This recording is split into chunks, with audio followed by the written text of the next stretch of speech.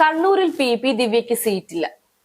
എന്തുകൊണ്ടാണ് പി ദിവ്യ ഒഴിവാക്കിയതെന്ന് ചോദ്യത്തിന് പി ദിവ്യ പറയുന്ന മറുപടി, CPM-ന് ഇത്രത്തോളം പ്രിയപ്പെട്ട മറ്റൊരു ജില്ലാ പ്രസിഡന്റ് ഉണ്ടായിട്ടില്ല, തന്നേക്കാൾ പ്രിയപ്പെട്ട മറ്റാരുമില്ല, പിന്നെ 15 വർഷത്തോളം അധികാരത്തിലിരുന്നതല്ലേ, അതുകൊണ്ടാണ് CPM ഇപ്പോൾ പുതിയൊരാൾക്ക് അവസരം കൊടുത്തിരിക്കുന്നത് എന്നാണ്. യഥാർത്ഥത്തിൽ അതുകൊണ്ട് തന്നെയാണോ പി ദിവ്യക്ക് അവസരം കൊടുക്കാതെ മാറ്റി നിർത്തിയത്? നമ്മൾ നോക്കിക്കഴിഞ്ഞാല് പി ദിവ്യ പറഞ്ഞ ഏറ്റവും വലിയ ശരിയായിട്ടുള്ള കാര്യമാണ്. CPM ഈ കാലഘട്ടത്തിനിടയിൽ ഏറ്റവും കൂടുതൽ സഹായിച്ച ഒരു വ്യക്തി എന്ന് പറയുന്നത് പി ദിവ്യ തന്നെയായിരിക്കും. നമുക്ക് അറിയാവുന്ന കാര്യമാണ് ADM നവീൻ ബാബുവിന്റെ കാര്യം. അദ്ദേഹത്തിന്റെ മരണവുമായി ബന്ധപ്പെട്ട് ഏറ്റവും കൂടുതൽ ആക്ഷേപങ്ങൾ നേരിട്ടത്, ഇപ്പോഴും കേസ് നടക്കുന്നത് പി ദിവ്യക്കെതിരെയാണ്. ആക്ഷേപങ്ങൾ നേരിട്ടത് എന്നതിനേക്കാൾ ഒരു പ്രതിസ്ഥാനത്തുണ്ടായിരുന്നത് അവരായിരുന്നു എന്നുള്ളതാണ്. അപ്പം ഏറ്റവും കൂടുതലും CPM ചേർത്ത് പിടിച്ച ആരെയാണ് എന്ന് നോക്കിക്കഴിഞ്ഞാൽ പി ദിവ്യ തന്നെയാണ്. ഇത്രത്തോളം സംരക്ഷിക്കാൻ കഴിയുമെന്ന് സാധാരണപ്പെട്ട ജനങ്ങൾ പോലും ഒരിക്കലും കരുതി കാണില്ല. കാരണം ഒരാളുടെ മരണത്തിന് ഡയറക്റ്റ് ആയിട്ട് ഒരു ഉത്തരവാദിത്വം, അതായത് നമുക്കറിയാം എങ്ങനെയാണ് ADM നവീൻ ബാബുവിന്റെ മരണം എന്ന്.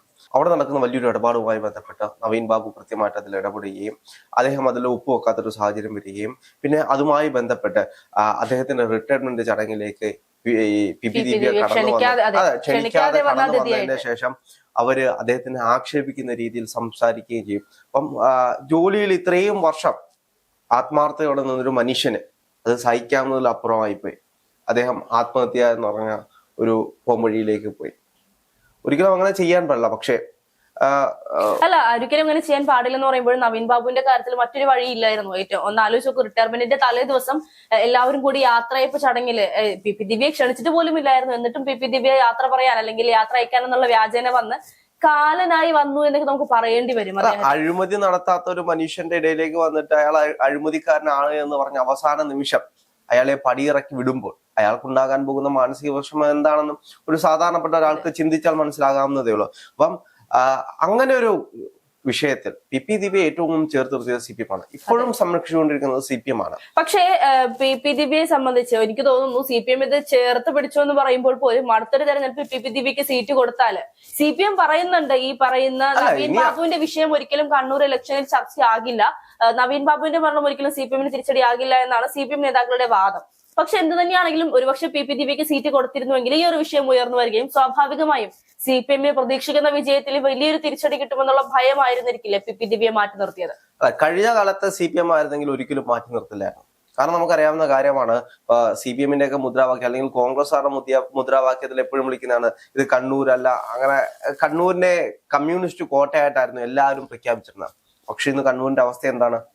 ഇന്ന് കണ്ണൂര് പല ഭാഗങ്ങളും ഭരിക്കുന്നത് കോൺഗ്രസ് തന്നെയാണ്. കണ്ണൂർ നമുക്കറിയാം, കണ്ണൂരിന്റെ MP ആരാണെന്ന് വെച്ച് കഴിഞ്ഞാല് സുധാകരനാണ്. അപ്പൊ അത്തരത്തിൽ കോൺഗ്രസിന്റെ ഒരു കോട്ടയായിട്ട് ഇപ്പൊ കണ്ണൂർ മാറിക്കൊണ്ടിരിക്കുന്ന സാഹചര്യം നമുക്ക് അറിയാൻ കഴിയും. അപ്പൊ ആ സമയത്ത് CPM-ന് പോലും ഒരു ഭയം തട്ടിയിട്ടുണ്ട്. ഇനിയും ഇങ്ങനെ രീതിയിലേക്ക് മുന്നോട്ട് പോവുകയാണെങ്കിൽ കണ്ണൂർ പോലും കൈവിടുന്ന ഒരു സാഹചര്യത്തിലേക്ക്. അല്ല, കണ്ണൂർ പോലും കൈവിടാന്ന് പറയുമ്പോൾ കണ്ണൂർ അവരുടെ കയ്യിൽ ഇല്ല എന്നുള്ളതാണ് അതിന്റെ യാഥാർത്ഥ്യം. കണ്ണൂർ ഓൾറെഡി അവരുടെ കയ്യിൽ നിന്ന് വിട്ട് പോയി. ഇന്നും കണ്ണൂരേക്ക് നമ്മൾ പോയി കഴിഞ്ഞാല് പാർട്ടി ഗ്രാമങ്ങളുണ്ട് അവിടെ. CPM-ന് കൃത്യമായിട്ട് സംഘടനാ സംവിധാനങ്ങളുള്ള സ്ഥലം ഏതാണെന്ന് ചോദിച്ചു കഴിഞ്ഞാൽ അത് കണ്ണൂരാണ്. അപ്പം കണ്ണൂർ അത്രയും ശക്തമായിട്ട് ഇപ്പൊ ബോംബിന്റെ കാര്യം പറയുമ്പോൾ സോഷ്യൽ മീഡിയയിലൊക്കെ ഏറ്റവും കളിയാക്കൽ വാങ്ങിക്കുന്ന ഒരു ജില്ല ഏതാന്ന് വെച്ച് കഴിഞ്ഞാൽ അത് കണ്ണൂരാണ്.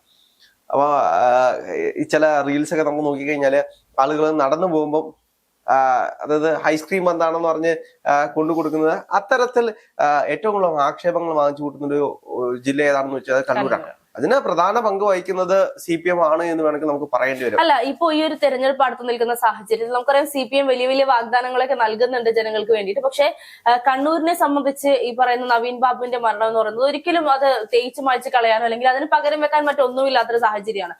ഈ ഒരു സിറ്റുവേഷനിലാണ് പി ദിവ്യക്ക് ഇപ്പോൾ സീറ്റ് കിട്ടാതിരിക്കുന്നതും. അതുമായി ബന്ധപ്പെട്ട് പി ദിവ്യ ഫേസ്ബുക്ക് പോസ്റ്റ് ഇട്ടുകൊണ്ട് അറിയിക്കുന്നുണ്ട്, 15 വർഷം ഞാൻ അധികാരത്തിലിരുന്നു, ഇനി എനിക്ക് അധികാരത്തിൽ ഇരിക്കണ്ട. 16 പേരുടെ പുറത്തുവിട്ട സ്ഥാനാർത്ഥി പട്ടികയിൽ 15 പേരും പുതിയ ആളുകളാണ്. പുതിയ ആളുകൾ കടന്നു വരട്ടെ. കരയാനുള്ളതൊക്കെ ഒരു സൈഡിൽ നിന്ന് കരഞ്ഞു തീർത്തിട്ടായിരിക്കാം പി ദിവ്യ ഇപ്പോൾ ഈ ഒരു ഫേസ്ബുക്ക് പോസ്റ്റ് ഇട്ട് രംഗത്ത് വന്നിരിക്കുന്നത്. ഒരാളെ കൊന്നിട്ട് പിന്നെ ഞാൻ ഇത്രയും നാൾ ഇരുന്നല്ലോ, എനിക്ക് അത് മതി, അത് തന്നെ ഏറ്റവും നല്ല കാര്യം. അപ്പൊ ഒരാളെ കൊന്നിട്ട് ഇറങ്ങുന്ന ഒരാൾക്ക് ആ ഒരു മാനസികാവസ്ഥയായിരിക്കും ഇനിയുള്ളത്.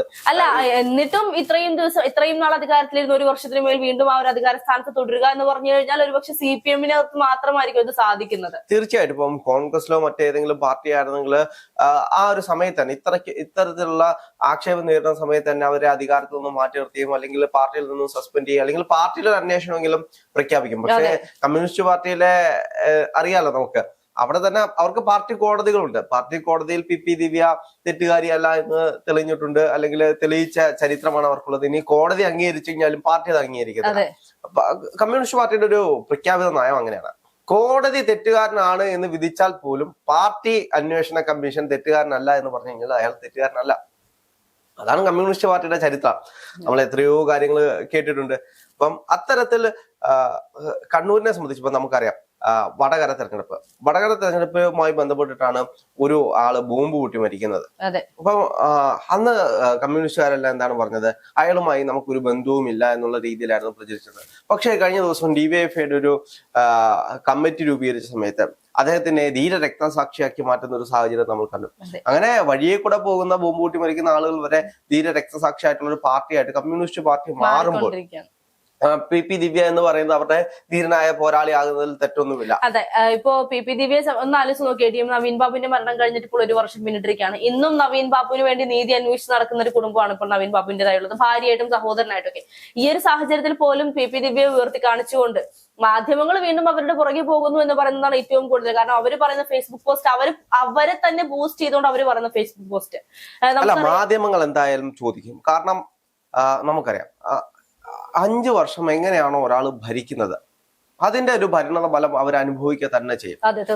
പടിയിറങ്ങാൻ നേരത്ത് അവർക്കെതിരെ ഒരുപാട് ചോദ്യങ്ങൾ ഉണ്ടായിരിക്കും. അപ്പം പി ദിവ്യക്കെതിരെ ആണെങ്കിലും ഒരുപാട് ചോദ്യങ്ങൾ അവിടെ നിലനിൽക്കുകയാണ്. നവീൻ ബാബുവിന്റെ മരണത്തിനുള്ള ഉത്തരവാദിത്വം അത് പി ദിവ്യ ആണ് എന്ന് എല്ലാവരും പറയുമ്പോഴും അത് അംഗീകരിക്കാൻ പാർട്ടിയോ പി ദിവ്യയോ തയ്യാറാകുന്നില്ല. അഴിമതി രഹിതനായിട്ടുള്ള ഒരു മനുഷ്യനെ വരുത്തി തീർത്ത് ആത്മഹത്യയിലേക്ക് നയിക്കുന്ന ഒരു സാഹചര്യം. എന്ത് തന്നെയാണെങ്കിലും പാർട്ടി അതിനെ ഭയപ്പെടുന്നു എന്നുള്ള ഒരു യാഥാർത്ഥ്യമാണ്. അതായത് പാർട്ടി എത്രത്തോളം സംരക്ഷിക്കാൻ നോക്കിയാലും മനസ്സിന്റെ ഉള്ളിൽ പാർട്ടിക്ക് ഭയമുണ്ട്. ഇനി പി ദിവ്യ നിന്നു കഴിഞ്ഞാൽ അടുത്തൊരു മരണത്തിന് കാരണമാകും. അത് മാത്രമല്ല, നവീൻ ബാബുവിന്റെ മരണം വീണ്ടും വേട്ടയാടുമെന്നുള്ള കൃത്യമായിട്ടുള്ള ബോധ്യം കൊണ്ടാണ് CPM മാറ്റി നിർത്തപ്പെട്ടത്.